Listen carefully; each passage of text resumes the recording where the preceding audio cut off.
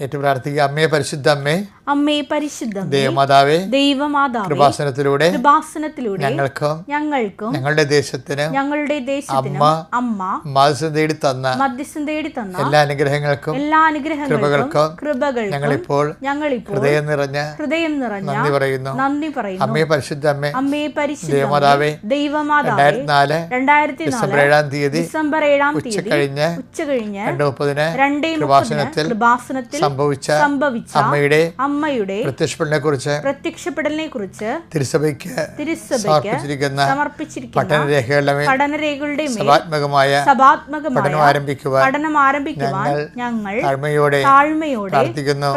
അമ്മേ പരിശുദ്ധ അമ്മേ, ഭൂസ്വർലോകങ്ങളുടെ രാജ്ഞിയായ അങ്ങേയ്ക്ക് ഭൗമ സംരക്ഷണത്തിനായി പ്രപഞ്ചപ്രകൃതിയെ തന്നെ തിരുസഭ പ്രതിഷ്ഠിക്കുവാൻ ഈ പ്രത്യക്ഷീകരണം വഴി ഇടയാക്കണമേ.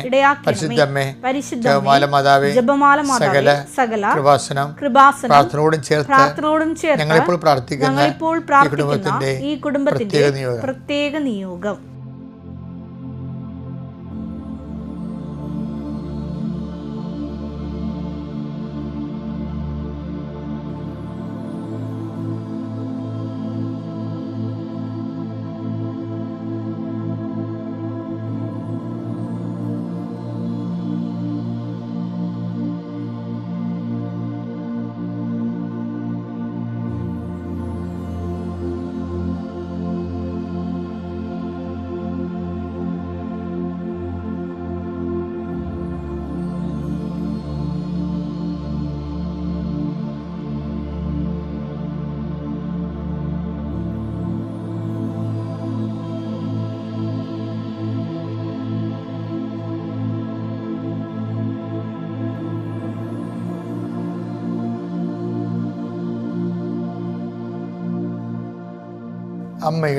അമ്മയുടെ പ്രത്യക്ഷീകരണത്തിന്റെ ഈ അനുഗ്രഹവേളയിൽ ഞങ്ങൾക്ക് സാധിച്ചു തരുവാൻ കനിയണമേ.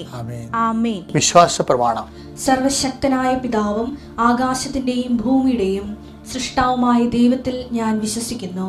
അവിടുത്തെ ഏകപുത്രനും ഞങ്ങളുടെ കർത്താവുമായ ഈശോ മിശിഹായിലും ഞാൻ വിശ്വസിക്കുന്നു. ഈ പുത്രൻ പരിശുദ്ധാത്മാവിനാൽ ഗർഭസ്ഥനായി കന്യകാമറിയത്തിൽ നിന്ന് പിറന്ന് പൊന്തിയോസ് പീലാത്തോസിന്റെ കാലത്ത് പീഡകൾ സഹിച്ച് കുരിശിൽ തറയ്ക്കപ്പെട്ട് മരിച്ച് അടക്കപ്പെട്ട് പാതാളങ്ങളിൽ ഇറങ്ങി മരിച്ചവരുടെ ഇടയിൽ നിന്ന് 3-ാം നാൾ ഉയർത്ത് സ്വർഗത്തിലേക്ക് എഴുന്നള്ളി സർവശക്തിയുള്ള പിതാവായ ദൈവത്തിന്റെ വലതുഭാഗത്തിരിക്കുന്നു. അവിടെ നിന്ന് ജീവിക്കുന്നവരെയും മരിച്ചവരെയും വിധിക്കുവാൻ വരുമെന്നും ഞാൻ വിശ്വസിക്കുന്നു. പരിശുദ്ധാത്മാവിലും ഞാൻ വിശ്വസിക്കുന്നു. വിശുദ്ധ കത്തോലിക്കാ സഭയിലും പുണ്യവാന്മാരുടെ ഐക്യത്തിലും പാപങ്ങളുടെ മോചനത്തിലും ശരീരത്തിന്റെ ഉയർപ്പിലും നിത്യമായ ജീവിതത്തിലും ഞാൻ വിശ്വസിക്കുന്നു. ആമേൻ. സ്വർഗ്ഗസ്ഥനായ ഞങ്ങളുടെ പിതാവേ, അങ്ങയുടെ നാമം പൂജിതമാകണമേ. അങ്ങയുടെ രാജ്യം വരണമേ. അങ്ങയുടെ തിരുമനസ് സ്വർഗത്തിലെ പോലെ ഭൂമിയിലും ആകണമേ. അന്നു വേണ്ടുന്ന ആഹാരം ഇന്ന് ഞങ്ങൾക്ക് തരണമേ. ഞങ്ങളോട് തെറ്റ് ചെയ്യുന്നവരോട് ഞങ്ങൾ ക്ഷമിക്കുന്നത് പോലെ ഞങ്ങളുടെ തെറ്റുകൾ ഞങ്ങളോടും ക്ഷമിക്കണമേ. ഞങ്ങളെ പ്രലോഭനത്തിൽ ഉൾപ്പെടുത്തരുതേ, തിന്മയിൽ ഞങ്ങൾ രക്ഷിക്കണമേ. ആമേൻ. നന്മ നിറഞ്ഞ മറിയമേ, സ്വസ്തി. കർത്താവ് അങ്ങയുടെ കൂടെ സ്ത്രീകളിൽ അങ്ങ് അനുഗ്രഹിക്കപ്പെട്ടവളാകുന്നു. അങ്ങയുടെ ഉദരത്തിൻ ഫലമായി ഈശോ അനുഗ്രഹിക്കപ്പെട്ടവനാകുന്നു. പരിശുദ്ധ മറിയമേ, തമ്പുരാന്റെ അമ്മേ, പാപികളായ ഞങ്ങൾക്ക് വേണ്ടി ഇപ്പോഴും ഞങ്ങളുടെ മരണസമയത്തും തമ്പുരാനോട് അപേക്ഷിക്കണമേ. ആമേൻ. ഇന്ന് 26-ാം തീയതി ബുധനാഴ്ച. കർത്താവ് നിന്റെ ഉന്നതമായ നാമത്തിന് സ്വസ്ഥം ചെയ്യുന്നു. കർത്താവ് നിന്റെ വിശുദ്ധ പൗരോഹിത്യത്തെ മഹത്വപ്പെടുത്തണമേ. കർത്താവ് സഭയിലുള്ള സാന്നിധ്യം പ്രകടമാക്കണം. കർത്താവ് ഇന്ന് എല്ലാം തുടങ്ങുന്നുണ്ട്. വീട്, അതുപോലെ തന്നെ മക്കളുടെ വിവാഹ വിഷയങ്ങൾ, അല്ലെങ്കിൽ ചെറുകിട വ്യാപാരങ്ങൾ, വ്യവസായങ്ങൾ, പ്രോജക്റ്റുകൾ, പദ്ധതികൾ, അല്ലെങ്കിൽ വിദേശ യാത്രയ്ക്ക് വേണ്ടിയുള്ള കാര്യങ്ങൾ എല്ലാം തുടങ്ങി വെക്കുന്നുണ്ട്. അവരെല്ലാം ഞാൻ ഈശോയുടെ നാമത്തിൽ ആശീർവദിക്കുന്നു. കർത്താവ് മനസ്സിന് വല്ലാത്ത ഭാരം കൊണ്ടിട്ട് ഒന്നും ചെയ്യാൻ പറ്റാതെ ഇങ്ങനെ വീട്ടിൽ ഇരുന്ന് പോയവരുണ്ട്. കുറ്റവരുടെ മരണം കാരണം, ഉടയവരുടെ വേർപാട് കാരണം ഹൃദയഭാരം കയറി നടക്കുന്നവരുണ്ട്. ലവ് അഫെയറിൽ പോലും പരാജയപ്പെട്ട ആൾക്കാർ മനസ്സിന് ചത്താലും കുഴപ്പമില്ല എന്നൊക്കെയുള്ള മാനസികാവസ്ഥയിൽ മനസ്സ് ചത്തിരിക്കുന്നവരുണ്ട്. വികടമായ ഒരു മാനസികാവസ്ഥയാണെങ്കിൽ പോലും ആൾക്കാർ അനുഭവിക്കുന്നൊരു സങ്കടമാണത്. ആവശ്യമില്ലാത്ത കാര്യത്തിൽ പോയി തൂങ്ങിയിട്ട് അവസാനം അത് കിട്ടാതെ വരുമ്പോൾ ഉണ്ടാകുന്ന നിരാശ, അതും ദൈവികമായ റെഫർ ചെയ്യുന്ന വിഷയങ്ങളല്ല. ദൈവത്തിൻ്റെ അരൂപി ദൈവത്തിൻ്റെ ഹിതമല്ല. അവരുടെ സ്വന്തം ഇഷ്ടത്തിൽ പോയിട്ട് അതിൽ നിന്ന് കിട്ടിയ പരാജയം കൊണ്ട് അവരനുഭവിക്കുന്ന, അവർ തന്നെ വേലിയെ കിടക്കുന്ന പാമ്പിനെടുത്ത് ഓളെ വെച്ചതല്ലേ. പക്ഷേ എങ്കിലും മനുഷ്യനാണല്ലോ ആ വിഷമം അനുഭവിക്കുന്നത്. അതുകൊണ്ട് തന്നെ മനുഷ്യനെ അങ്ങനെയുള്ള പ്രയാസങ്ങളിൽ നിന്ന് വിടുവിക്കുന്നത് ദൈവത്തിൻ്റെ കരുണയുടെ ഭാഗമാണ്. അതുകൊണ്ടാണ് ഞാൻ എൻ്റെ പ്രാർത്ഥനയുടെ വിഷയമാക്കുന്നത്. കർത്താവേ, അങ്ങനെ സ്വന്തം കുറ്റങ്ങൾ കൊണ്ട് തന്നെ കൊലവെറിയായി പോയിട്ടുള്ള ആൾക്കാരുണ്ട്. സ്വന്തം കുറ്റങ്ങൾ കൊണ്ട് തന്നെ ഭയങ്കരമായിട്ടുള്ള രീതിയിൽ കുരുക്കിലായിപ്പോയവരുണ്ട്. അവരെല്ലാം അഴിക്കാൻ വേണ്ടി പരിശുദ്ധമ്മ ദേവമാതാവിനെ ഞാൻ അവരെ ഏൽപ്പിക്കുന്നു. അവരുടെ കഴിവ് കൊണ്ട് അവർക്ക് രക്ഷപ്പെടാൻ ഇനി പറ്റത്തില്ല. ദൈവമേ, കൃപാസതി ഉടമ്പടി എടുത്ത 10,000 മനുഷ്യരുടെ നന്മ പ്രവർത്തികളുടെ ശക്തിയാൽ, ദൈവത്തിൻ്റെ പ്രത്യേകമായ കരുണയാൽ ഇങ്ങനെയുള്ള വിഷയബുദ്ധമായ സാഹചര്യങ്ങളിൽ ചെന്ന് ചാടിയവർ യേശുക്രിസ്തുവിനകത്ത് വീണ്ടെടുക്കപ്പെട്ടിരുന്ന് പ്രാർത്ഥിക്കുന്നു. എൻ്റെ കർത്താവിൻ്റെ ഉന്നതമായ നാമത്തെ ഞാൻ അവരെ ആശീർവദിക്കുന്നു. സഭയുടെ അധികാരത്തിൽ ആശീർവദിക്കുന്നു. 39 വർഷം ഞാൻ അർപ്പിച്ച കുർബാനയുടെ ശക്തിയിൽ ആശീർവദിക്കുന്നു. എല്ലാ കുടുംബങ്ങളെയും ആശീർവദിക്കുന്നു. ജോലിയില്ലാത്തവർ, ജോലിക്ക് പോയിട്ട് ഗതി പിടിക്കാതിരിക്കുന്നവർ, പണം നമ്മൾ അധ്വാനിച്ച പണം കണ്ടവൻ്റെ കയ്യിൽ അകപ്പെട്ടിട്ട് ചോദിച്ചിട്ട് പോലും കിട്ടാതെ നിരാശപ്പെട്ട് നടന്നിട്ട് അവിടുന്ന് തൊഴിൽ പോലും നഷ്ടപ്പെട്ടു, ചോദിച്ചതിൻ്റെ പേരിൽ തൊഴിൽ നഷ്ടപ്പെട്ടവർ, ഇങ്ങനെ ഓരോ തരത്തിലും മനുഷ്യൻ്റെ അപ്പുറത്ത്, കഴിവിൻ്റെ അപ്പുറത്ത്, അവൻ്റെ ഉത്തരവാദിത്വം അല്ലാതെ തന്നെ അനുഭവിക്കുന്ന ഒത്തിരി വേദന അനുഭവിക്കുന്ന സഹോദരങ്ങളുണ്ട്. അവരെല്ലാം ഈ സമയത്ത് പരിശുദ്ധ അമ്മ ദേവമാതാവിനെ ഏൽപ്പിക്കുകയാണ്. മാതാവിൻ്റെ മധ്യസ്ഥ ലഭിക്കട്ടെ. കുഞ്ഞുങ്ങളില്ലാത്തവർ, കുഞ്ഞുങ്ങൾക്ക് വേണ്ടി ട്രൈ ചെയ്തിട്ട് പല കുഞ്ഞുങ്ങളും ട്യൂബിലായിപ്പോയവർ, അവസാനം ട്യൂബ് തന്നെ കണ്ടിച്ച് കളഞ്ഞിട്ടുള്ളവർ, ഇനി എങ്ങനെ ജീവിക്കുമെന്ന് അറിയാൻ പാടില്ലാതെ കുഞ്ഞുങ്ങളില്ലാതെ എങ്ങനെ ജീവിക്കും. പക്ഷേ ചിലരൊക്കെ അങ്ങനെ മരണത്തെക്കുറിച്ച് ചിന്തിക്കുന്നു. ഇതിനേക്കാൾ നേരം മരിക്കുകയാണ്. അവർ ചുമ്മാ പറയണതാണ്. ദൈവത്തിൻ്റെ ആഴമായ വിശ്വാസമില്ലാത്തതിൻ്റെ പേരിൽ എന്തെങ്കിലും തകർച്ച ഉണ്ടാകുമ്പോൾ ഉടനെ നിരാശ വലിഞ്ഞു കയറിയിട്ട് മനുഷ്യൻ്റെ ശരിക്കും അലൈൻമെൻറ്റ് പോകും, മനസ്സിൻ്റെ അലൈൻമെൻറ്റ് പോകും. എന്നിട്ട് അവർ ആത്മഹത്യയെക്കുറിച്ച് ചിന്തിക്കും. കർത്താവെ, അങ്ങനെയുള്ളവരെല്ലാം നീ സന്ധിക്കണമെന്ന് പ്രാർത്ഥിക്കുന്നു. എൻ്റെ കർത്താവിൻ്റെ ഉന്നതമായ നാമത്തിൽ, സഭയുടെ അധികാരത്തിൽ, കുരിശിൻ്റെ അടയാളത്തിൽ, ദൈവത്തിൻ്റെ ശക്തിയാൽ ഞാൻ മക്കളെ ആശീർവദിക്കുന്നു. ദൈവത്തിൻ്റെ കരുണ നിങ്ങളെ ആവശ്യിക്കട്ടെ. മനസ്സിന് കരുത്തില്ലാത്തവരെ കർത്താവിൻ്റെ വിശുദ്ധമായ രക്തം തളിച്ചുകൊണ്ട് ലോകം കണ്ട ഏറ്റവും വലിയ ധൈര്യശാലിയായ യേശുക്രിസ്തുവിൻ്റെ നാമത്തിൽ നിന്നെ ഞാൻ ശക്തിപ്പെടുത്തുന്നു. കർത്താവിൻ്റെ കരുണ നിന്നെ ആവശ്യിക്കട്ടെ. Lord Jesus Christ, pour out his spirit, touch with your fire finger, soak with the precious blood. കർത്താവ്, തൊഴിലില്ലാത്തവർ, ജോലിയില്ലാത്തവർ, പരീക്ഷ എഴുതുന്നവർ, പരീക്ഷയ്ക്ക് പ്രിപ്പയർ ചെയ്തുകൊണ്ടിരിക്കുന്നവർ, പണം നഷ്ടപ്പെട്ട് തിരിച്ച് വാങ്ങിക്കാൻ വേണ്ടി പോകുന്നവർ, അത് ബാങ്കിൽ ലോണിന് പോകുന്നവർ, ഇങ്ങനെ ഓരോരോ കാര്യത്തിന് വേണ്ടി, ജീവിതത്തിൻ്റെ ഉന്നമനത്തിന് വേണ്ടിയും നിക്കക്കല്ലില്ലാത്ത രീതിയിൽ പരക്കമ്പാഞ്ഞിരിക്കുന്ന എല്ലാ മക്കളും കർത്താവ് ആരും സഹായിക്കാനില്ലെന്ന് വേദനിച്ച് ഉള്ളുരുകി നടക്കുന്നവരുടെ മേൽ കർത്താവിൻ്റെ രക്തം പടരട്ടെ എന്ന് പ്രാർത്ഥിക്കുന്നു. ദൈവത്തിൻ്റെ ശക്തിയോടെ പ്രാർത്ഥിക്കുന്നു. കർത്താവ് കൃപാസനത്തിൽ ഇന്ന് വരെ പ്രാർത്ഥിച്ചു പോയിട്ടുള്ള 10,000 മനുഷ്യരുടെ സൽപ്രവൃത്തികളെ ഇന്ന് വേദനയും തേങ്ങ അനുഭവിക്കുന്നവർക്ക് അത്താണിയാകട്ടെ എന്ന് പ്രാർത്ഥിക്കുന്നു. എൻ്റെ കർത്താവിൻ്റെ നാമത്തിൽ അവരനുഗ്രഹിക്കപ്പെടട്ടെ. Lord in peace spirit of power and grace. അത് നമ്മുടെ സാഹചര്യം, നമ്മുടെ ജീവിത സാഹചര്യങ്ങൾ എപ്പോഴും പലപ്പോഴും മനുഷ്യർ സാഹചര്യത്തിൻ്റെ ബലിയാടാകുകളാണ് പതിവ്. അതെൻ്റെ സാഹചര്യമാണ് അങ്ങനെ ആയിപ്പോയെന്ന് പറയും. പക്ഷെ ബൈബിൾ ഈ സാഹചര്യത്തെ അംഗീകരിക്കണില്ല. എന്താ കാര്യം? സാഹചര്യത്തെ ദൈവത്തിൻ്റെ മുകളിൽ കൊണ്ടുവരാൻ ബൈബിൾ അനുവദിക്കത്തില്ല. നീ നിൻ്റെ സാഹചര്യത്തെ ദൈവത്തിൻ്റെ മുകളിൽ കൊണ്ടുവന്നാൽ അതിൻ്റെ അർത്ഥം സാഹചര്യമാണ് നിൻ്റെ ദൈവമെന്നാണ്. അതുകൊണ്ട് ബൈബിൾ പറയുന്നത് എന്താണ്? വചനം പ്രഘോഷിക്കുക. വചനം പ്രഘോഷിക്കുക എന്ന് വെച്ച് കഴിഞ്ഞാൽ വചനത്തിന് സാക്ഷിയാകുക.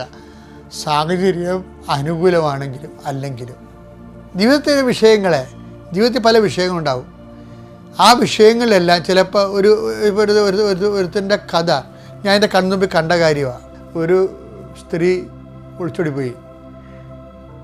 അപ്പോൾ അയാൾ ഗൾഫിൽ നിന്ന് കിട്ടിയ പണം മുഴുവൻ എടുത്തുകൊണ്ടാണ് അയാൾ ഗൾഫിൽ നിന്ന് 5-6 കൊല്ലത്തെ ജോലിയും കഴിഞ്ഞ് വന്നപ്പോൾ സ്ത്രീ ആ കിട്ടിയ പണം എല്ലാം കൊണ്ട് വേറെ ഒരുത്തർ കൊടുത്ത് അവൻ്റെ കൂടെ ഒളിച്ചോടി പോയി. അപ്പോൾ അയാളുടെ അമ്മയോടൊന്ന് പറഞ്ഞ് അമ്മ അവൾ ഒളിച്ചോടിപ്പോയി എന്ന് പറഞ്ഞു. അപ്പോൾ അമ്മ പറഞ്ഞ് നിനക്കത് തന്നെ വേണം. എന്താ കാര്യം? നിന്നോട് ഞാൻ പറഞ്ഞതല്ലേ അവൾക്ക് വേറെ ചുറ്റിക്കളി കൂടുതലാണെന്നൊക്കെ പറഞ്ഞ് എഴുതിയപ്പോൾ നീ അത് മൈൻഡ് ചെയ്യലല്ലോ. നീ അവളെ വലിയ തങ്കമാണ്, പൊന്നാണ്, ദേവിയാണെന്നൊക്കെ പറഞ്ഞിട്ട് എന്നിട്ട് അവളെന്നോട് അങ്ങ് ചെയ്തില്ല. ഇപ്പം നിനക്ക് അത് തന്നെയാണ് അമ്മ പറഞ്ഞു. അവൾ പോയി കഴിയുമ്പോൾ സങ്കടം കൊണ്ട് കാശും പോയി ആളും പോയില്ലേ. അപ്പോൾ അവളെ കൊണ്ട് പെങ്ങളുടെ തീയെന്ന് പറഞ്ഞ് പോയി തൂങ്ങിച്ചകളാന്ന് പറഞ്ഞ്. കാര്യം നാത്തുപോരാണെന്നാണ്. കാര്യം അവൾ അവളെ കെട്ടിയതിന് ശേഷം പിന്നെ ഈ ആങ്ങളെ പെങ്ങളെ നോക്കത്തില്ല. ഭാര്യയും പോയി, അമ്മയും പോയി, പെങ്ങളും പോയി. അപ്പോൾ തൂങ്ങിച്ചാകടാന്നുള്ളത് മാത്രം ഭാവശേഷിച്ച്. അപ്പോൾ അയാളങ്ങനെ തൂങ്ങിച്ചാകാൻ വേണ്ടി അതും ബന്ധായിപ്പോയി. അപ്പോൾ ഞാനവിടെ ചെന്ന് ഒരു ധ്യാനം നടത്താൻ വേണ്ടി ഇറങ്ങുകയാണ്. ബന്ധാണെങ്കിൽ ധ്യാനത്തിൻ്റെ വണ്ടി കയറ്റി വിട്ടവർ. ഞാനാണെങ്കിൽ പണ്ടാരം ഛർദ്ദിച്ചാണ് അവിടെ ഒടിഞ്ഞോളം ചെമ്മീൻ കുഞ്ഞാണ് ആ വണ്ടിയെ പോയി ഇറങ്ങുമ്പോൾ തന്നെ എന്നെ കണ്ടപ്പോൾ തന്നെ ഞാനാണെങ്കിൽ ഇങ്ങനെ ആൾക്കാർ കക്ഷത്ത് കൈയിട്ട് എന്നെ ഇറക്കണം, തളർന്നിട്ട് വെള്ളം നിർജ്ജലീകരണമായിപ്പോയി. അപ്പോൾ പക്ഷേ ആ മനുഷ്യൻ ആ സമയത്ത് ഈ ബസ് സ്റ്റോപ്പിൽ നിൽപ്പുണ്ടായെന്ന് പറയണത്. ഞാൻ സ്റ്റേജിൽ കയറി വെള്ളം ഒരു കട്ടൻ ചായ കുടിച്ച് ചെറുതായിട്ടൊന്ന് മയങ്ങി വെച്ചും വൈകുന്നേരം സ്റ്റേജിൽ കയറി ഇപ്പോൾ സ്തുതിപ്പ് തുടങ്ങിയപ്പോൾ ഞാൻ പറഞ്ഞു, ഈ സ്റ്റേജിൻ്റെ വടക്ക് പടിഞ്ഞാറ് നിൽക്കുന്ന ഒരു മനുഷ്യൻ ആത്മഹത്യയെക്കുറിച്ച് ചിന്തിക്കുന്നു, അവൻ്റെ ജീവിത പങ്കാളി തിരിച്ചു വരും, അത് സ്വീകരിക്കാൻ കർത്താവ് ആഗ്രഹിക്കുന്നു എന്ന് ഞാൻ പരിശുദ്ധാത്മ എന്നോട് പറഞ്ഞു. ഞാനത് പറഞ്ഞു. ഞാനാണ് ധ്യാനം കഴിഞ്ഞ് പോയി ഏറ്റവും കഷ്ടപ്പെട്ട് നടത്തിയ ഒരു ധ്യാനമാണ്. പിന്നെ ഞാൻ ആ ഇടവകയിൽ നിന്നിട്ട് ആ ഇടവകയുടെ അടുത്ത് തന്നെ വേറെ ഇടവക ട്രാൻസ്ഫറായി വന്നപ്പോൾ 6 മാസം കഴിഞ്ഞപ്പോൾ ഒരാളിനെ കാണാൻ വന്നു. അച്ഛനാണ് എൻ്റെ ജീവിതം രക്ഷിച്ചതെന്ന് പറഞ്ഞു. ഞാൻ പറഞ്ഞു എന്താണ്? അല്ല, അച്ഛന് അന്ന് ധ്യാനിപ്പിക്കാൻ വന്നപ്പോഴേ അച്ഛനിങ്ങനെ വണ്ടിയിൽ നിന്ന് ഇറങ്ങിയപ്പോൾ ഞാനിങ്ങനെ ആത്മഹത്യ ചെയ്യാൻ വേണ്ടി അരൂര് പോയി വെള്ളത്തിൽ ചാടാൻ നിൽക്കുകയായിരുന്നു. അച്ഛൻ വണ്ടിയിൽ നിന്ന് ഇറങ്ങിയപ്പോൾ ഒരു മിന്നൽ പോലെ എനിക്ക് തോന്നി, എന്തോ ഒരു ഫ്ലാഷ് എൻ്റെ മേലെ അടിക്കണമെന്ന് തോന്നി. അപ്പോൾ എനിക്കൊരു ദൈവികത തോന്നിയിട്ട് ഞാൻ നേരെ ധ്യാനപ്പാട്ടിലോട്ട് പോയി. പക്ഷേ 15 മിനിറ്റ് കഴിഞ്ഞപ്പോൾ വിളിച്ചു പറഞ്ഞു, ഇന്ന ആൾ ആത്മഹത്യ ചെയ്യാൻ നിൽക്കുന്നുണ്ട്, അയാൾ ഭാര്യ തിരിച്ചു വരും, കർത്താവ് സ്വീകരിക്കാൻ ആഗ്രഹപ്പെടും. അച്ഛൻ പറഞ്ഞ പോലെ ഞാൻ ഉടനെ അവൾ തിരിച്ചു വന്നുവെച്ചാൽ ഞാൻ ആ വചനപ്രകാരം സ്വീകരിച്ചതെന്നാണ്. ആ കണ്ടവൻ്റെ പുറകെ പോയെങ്കിലും ആ ഭാര്യ തിരിച്ചു വന്നപ്പോൾ എന്ത് വകുപ്പിലാണ് സ്വീകരിക്കുന്നത്? അത് കർത്താവ് കൺവെൻഷനിൽ വെച്ച് നേരിട്ട് സംസാരിച്ച കൊണ്ട് ദൈവത്തിൻ്റെ വാക്ക് കേട്ട് സ്വീകരിച്ചതാണ്. ഒരു കുടുംബ ജീവിതത്തിൽ എന്തെല്ലാം കാലാവസ്ഥ മാറ്റം ഉണ്ടാകുമെന്ന് നമുക്ക് മനസ്സിലാകേണ്ടത് ഉണ്ണീശോനെയും മാതാവിനെയും ഔസേപ്പിതാവിനെയൊക്കെ ദൈവം ഇങ്ങനെ മാതൃകയായിട്ട് വെച്ചിരിക്കുകയാണ്. ഓരോരോ കാര്യങ്ങളുണ്ടാകുമ്പോൾ മാതാവ് എന്ത് ചെയ്തു, ഒരു കാര്യം ഉണ്ടാകുമ്പോൾ ഔസേപ്പിതാവ് എന്ത് ചെയ്തു, ഒരു കാര്യം ഉണ്ടാകുമ്പോൾ ഉണ്ണീശോ എന്ത് ചെയ്തു എന്ന് ചിന്തിച്ചാൽ നമ്മുടെ കുടുംബം കറക്റ്റായോ. ജീവിതത്തിൽ പല സമയങ്ങളുണ്ടാകത്തില്ലേ? അത് നമ്മുടെ 2 തീമോത്തി 4:2 എടുത്ത് വചനം പ്രസംഗിക്കുക. വചനം പ്രസംഗിക്കുക. സാഹചര്യങ്ങൾ അനുകൂലമാണെങ്കിലും അല്ലെങ്കിലും അതാ. അപ്പോൾ അത് എനിക്ക് 2 തീമോത്തി 4:2 എന്താണ്? വചനം പ്രസംഗിക്കുക എന്ന് വെച്ച് കഴിഞ്ഞാൽ അർത്ഥം എന്താണ്? വചനം പാലിക്കുക. അതന്നെ പ്രസംഗിക്കുമ്പോൾ ആളല്ല, പ്രാസംഗികയില്ലാതെ എങ്ങനെയാണ് വചനം നമുക്ക് അറിവ് കിട്ടണം? പ്രാസംഗികനില്ലാതെ എങ്ങനെ വിശ്വസിക്കും? റോമ 10:14 വചനം എടുത്തേ. എന്നാൽ തങ്ങൾ വിശ്വസിച്ചിട്ടില്ലാത്ത ഒരുവനെ അവർ എങ്ങനെ വിളിച്ചപേക്ഷിക്കും? ഒരിക്കലും കേട്ടിട്ടില്ലാത്തവനെ എങ്ങനെ വിശ്വസിക്കും? പ്രാസംഗികനില്ലാതെ എങ്ങനെ കേൾക്കും? ഇപ്പം എന്താ പ്രശ്നം വെച്ച് കഴിഞ്ഞാൽ നമ്മൾക്ക് കേൾക്കണമെങ്കിൽ പ്രാസംഗികൻ ഉണ്ടാകണ്ടേ. പക്ഷെ പ്രാസംഗികൻ എന്ത് ചെയ്യണം? പ്രാസംഗികൻ അത് 2 തീമോത്തി 4:2 പറഞ്ഞ വചനം പ്രഘോഷിക്കുക, സാഹചര്യം അനുകൂലമാണെങ്കിലും അല്ലെങ്കിലും. അതിൻ്റെ അർത്ഥം എന്താണ്? വചനം പാലിക്കുക, സാഹചര്യം അനുകൂലമാണെങ്കിലും അല്ലെങ്കിലും എന്നാണ്. അതാണ് എൻ്റെ അർത്ഥം. വചനം പ്രഘോഷിക്കുക. ഇപ്പോൾ ഔസേപ്പിതാവിനെ സംബന്ധിച്ചിടത്തോളം ഔസേപ്പിതാവിൻ്റെ ഏറ്റവും വലിയ വിജയം അതാണ്. വചനം പാലിച്ചു. എന്താണ്? സാഹചര്യം അനുകൂലമല്ലായിരുന്നു, പ്രതികൂലമായിരുന്നു. നമ്മളിപ്പോൾ ഡൈവേഴ്സ് ചെയ്യണതിൻ്റെ കാര്യം എന്താണ്? ജീവിത സാഹചര്യം അനുകൂലമാണ്, ജീവിതത്തിന് ജോലി. ഇപ്പോൾ PR ഇല്ലെന്നും പറഞ്ഞ് എന്തുമാത്രം ആൾക്കാർ ഡൈവേഴ്സ് ചെയ്തിട്ടുണ്ട്, PR ഇല്ലെന്നും പറഞ്ഞു. അപ്പോൾ PRനാണ് കല്യാണം കഴിച്ചിരിക്കുന്നത്. പക്ഷേ ഡൈവേഴ്സ് ആയാലും സമ്മതിക്കില്ല. വീട്ടുകാർ പറയും കടവുണ്ട്, ഇവനെ വിടാൻ പറയും. ഈ ഡൈവേഴ്സ് ആക്കിയിരിക്കണം മുഴുവനും വീട്ടുകാരല്ലേ. ചിലപ്പോൾ അപ്പന്മാരായിരിക്കും അതിൻ്റെ റോൾ കളിക്കണത്, ചില ആൾക്കാർ അമ്മമാരായിരിക്കും.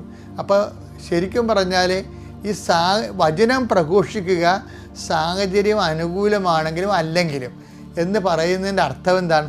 വചനം പാലിക്കുക, സാഹചര്യം അനുകൂലമാണെങ്കിലും അല്ലെങ്കിലും. അത്യപൂർവ ദൈവാനുഭവങ്ങൾ ഇനി നിങ്ങൾക്കും സ്വന്തം. ഈ യൂട്യൂബ് ചാനൽ ഇതുവരെ സബ്സ്ക്രൈബ് ചെയ്തിട്ടില്ലെങ്കിൽ ഇപ്പോൾ തന്നെ സബ്സ്ക്രൈബ് ചെയ്യുക. ഈ വീഡിയോ ഇപ്പോൾ തന്നെ നിങ്ങളുടെ സുഹൃത്തുക്കൾക്ക് ഷെയർ ചെയ്തുകൊണ്ട് കർത്താവിൻ്റെ പ്രേക്ഷിതരാകുക.